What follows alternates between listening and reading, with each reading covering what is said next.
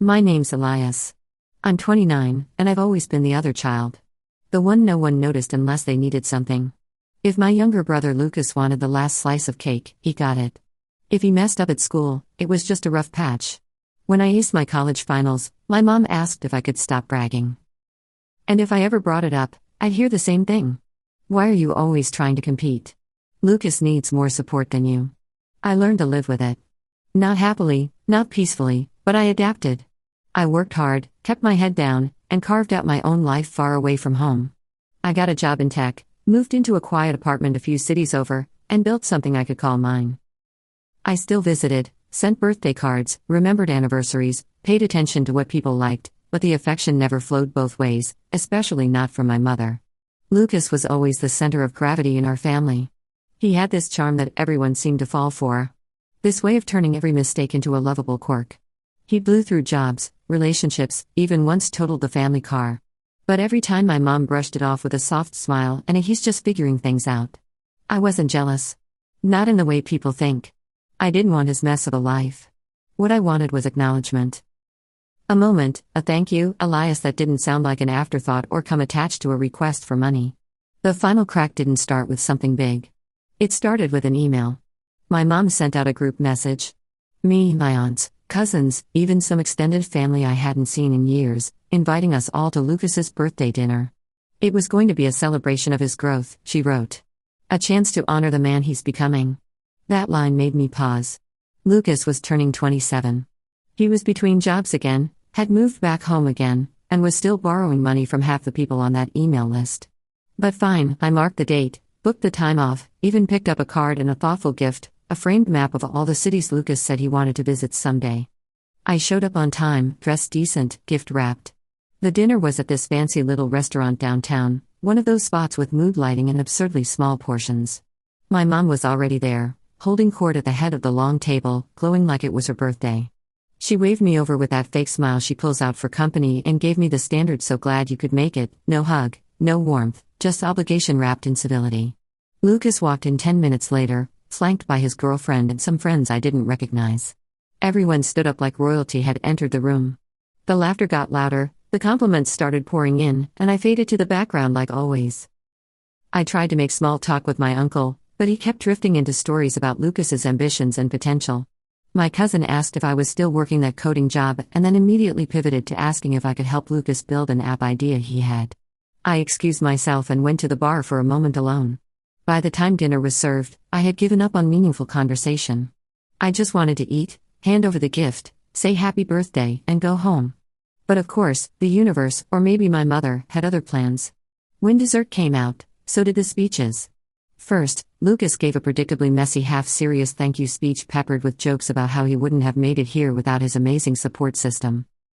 He thanked his girlfriend, his friends, and finally his mom, who teared up on cue. No mention of me, not even a glance. Then my mother stood up. She held her glass high and smiled. That tight theatrical smile she saves for moments she wants to be remembered. "Let's raise a glass," she said. "To the child who actually matters." There was a beat of silence, just a split second, but it was long enough for every pair of eyes at the table to flick toward me. The laughter that followed wasn't even subtle. My uncle chuckled. My cousin snorted into her drink. Even Lucas gave that smug half-smile he always used when someone took a jab at me. I felt heat rise in my chest. Not anger at first, just the raw sting of humiliation, of being so publicly sidelined by the woman who was supposed to love me without conditions. I didn't say anything at first, just smiled, nodded slowly. Then I reached into my jacket pocket and pulled out a white envelope. Nothing fancy, just a plain sealed letter I'd been holding on to for a while. I stood up, walked around the table, and placed it gently in front of my mom. "If tonight's about celebrating the one who matters," I said, voice even but firm, "then this must belong to him." The room went quiet. Dead quiet. My mother stared at the envelope like it had teeth. She didn't touch it at first, just looked up at me with a faint crease in her brow, trying to read the situation. Lucas looked confused. Everyone else went still, unsure whether this was a joke or a scene, but I didn't move. I just folded my hands in front of me and waited. Eventually, she opened it, and that's where everything started to unravel. She unfolded the letter slowly like it might explode. Her eyes scanned the page, and I saw the flicker of confusion turn into something darker. Tightened jaw, narrowed eyes, The way she always looked when things slipped out of her control. Her fingers trembled just slightly, but she was trying hard to pretend they weren't. Lucas leaned over to peek at it, but she angled it away from him, clutching it like it was private, like it was hers. "What? What is this?" she asked, her voice low but sharp. I stayed standing. "Read it aloud," I said calmly. "Since we're all here to celebrate honesty and family." She didn't. Of course she didn't. My mother's pride is like granite, cold, polished, and nearly impossible to crack. But Lucas was already snatching it from her hands with that careless grin he always wore when he thought the spotlight was about to land on him. "Relax, Mom," he said, laughing a little as he smoothed the paper. "Let's see what Elias got me. Hope it's not another lecture." The room held its breath. He started reading, his voice cheerful at first, like it was another toast to the one who matters. "Since I've never been given much of a chance to say this out loud, I figured your birthday was as good a time as any." He slowed down, his grin faltering as he read ahead. "I've spent years watching this family bend over backward to make you feel like a king." He stopped, looked up at me. "Is this a joke?" "Keep reading," I said, still standing there, calm on the outside, heart thundering inside my chest. Lucas glanced around, now visibly uncomfortable, but pride got the better of him. He continued, but the tone had shifted. Gone was the casual humor. His voice wavered, watching our mother turn every gathering, every conversation, every drop of attention into a mirror for you to admire yourself in. "I've watched you fail upward while others cleaned up your messes. And somehow you still got the credit, the praise, the second and third and fourth chances." Now the murmurs started, chairs creaked. A few people exchanged looks. My aunt shifted in her seat and my cousin's mouth fell open. I stayed still, letting the silence gather weight. Lucas tried to scoff, tried to throw on that usual smirk, but his voice cracked. "Okay, Elias, what is this?" "That," I said, pointing at the letter, "is my gift to you. And to Mom and to everyone here who's been part of the lie we've all been telling for years." My mother finally found her voice. "You think this is appropriate? You think humiliating your brother on his birthday is something to be proud of?" My jaw tightened, but I didn't raise my voice. "You humiliated me the moment you raised that glass and said what you said." And everyone here laughed, like I wasn't sitting at the same table. Lucas tossed the letter onto the table like it was garbage. "This is pathetic. Seriously, man. You waited until my birthday to pull this stunt? Grow up," I laughed once, bitterly. "You still don't get it. You never will." There was more in that envelope. Of course. That letter was just the beginning. What no one at that table knew, not yet, was that I had spent the last 6 months quietly untangling myself from this family's dysfunction. Cutting the cords they didn't even know they had wrapped around me. No more emergency money transfers for Lucas.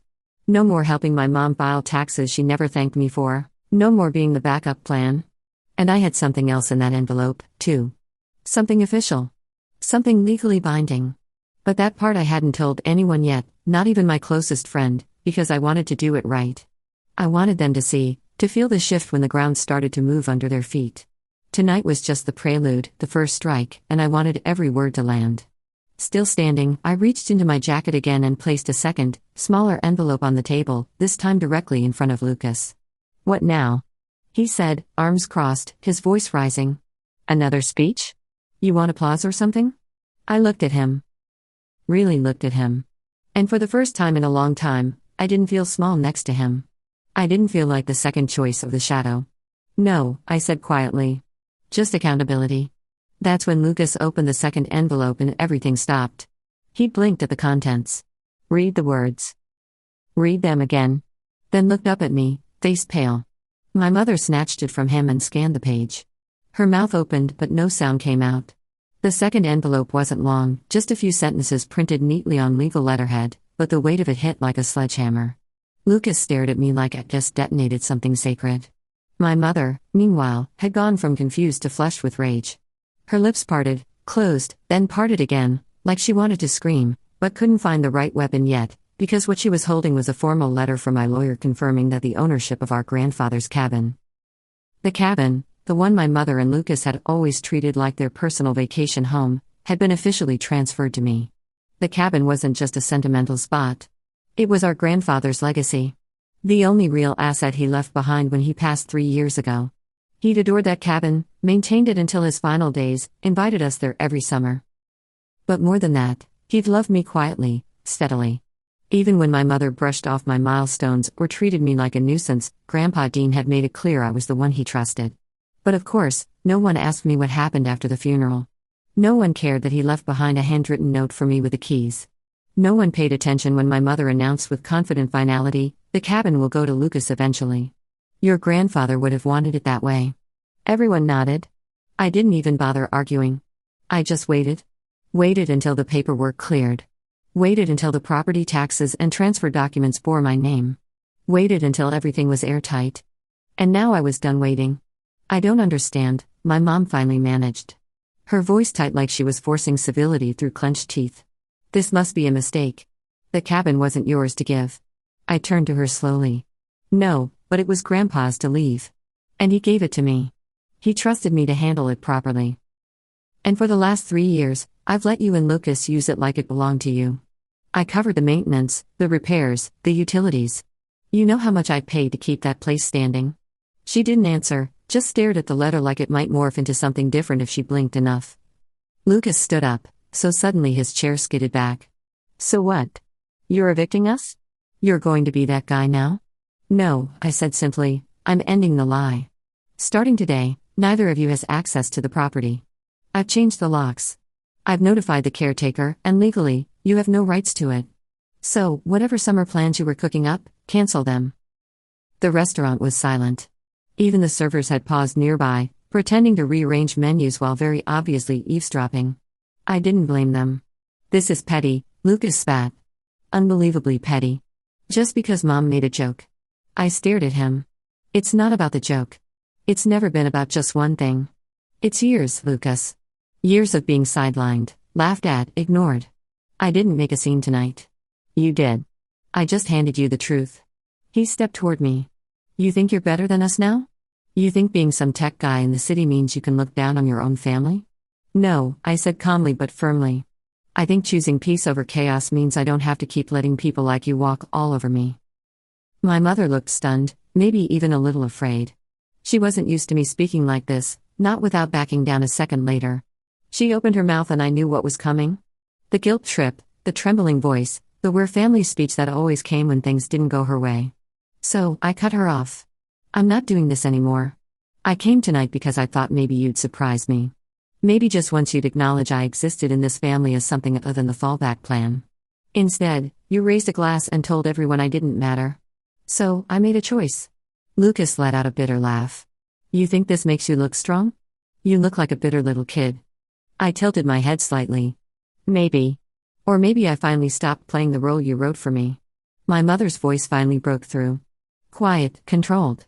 "We'll talk about this at home privately." "There's nothing left to talk about," I said. "The cabin is mine.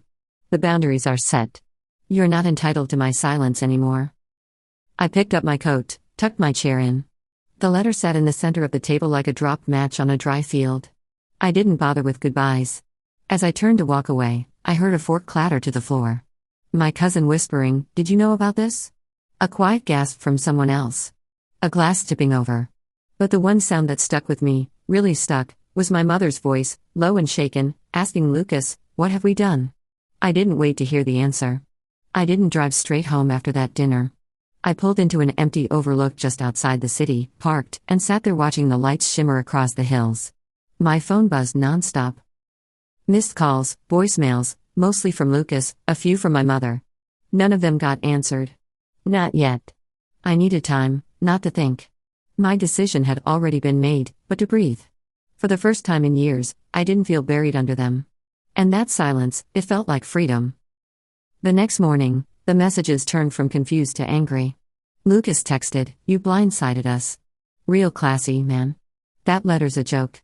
You think a cabin makes you better than your family? Call me back now." Then from Mom, "We need to talk about last night. You embarrassed your brother in front of everyone. You've always been so dramatic. Can't we handle this like adults? Elias, I'm serious. Don't destroy our family over this."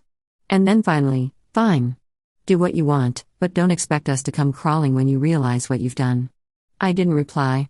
Instead, I emailed my lawyer to confirm the lock change was complete. He'd hired a property manager on my behalf, someone local to the cabin to oversee everything moving forward. I'd given clear instructions. No one, especially Lucas or my mother, was to set foot on the property without written permission from me. But I knew my family, and I knew they wouldn't just walk away quietly.